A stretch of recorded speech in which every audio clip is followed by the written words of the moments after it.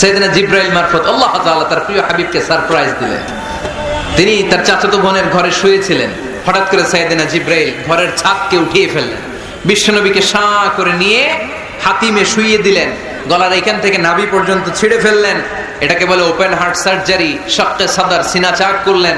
আল্লাহ রাসূলের হৃদয় বের করে জামজামের পানি দিয়ে ধৌত করলেন।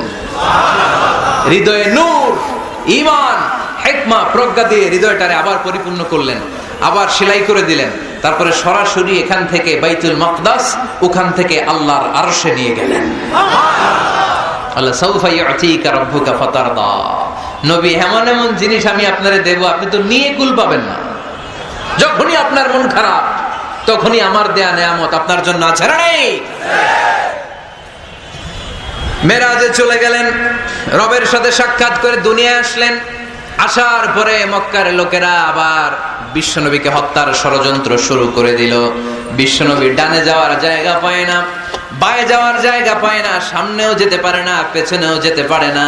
আল্লাহ বললেন, নবী এই এলাকায় আর থাকার দরকার নাই, আপনি মদিনায় চলে যান। তবা তয়বা মদিনাতুন নবী, পবিত্র শহর, যে শহরের মাটিতে বরকত, যে শহরের বালুতে বরকত। চিল্লায় পড়েন সুবহানাল্লাহ।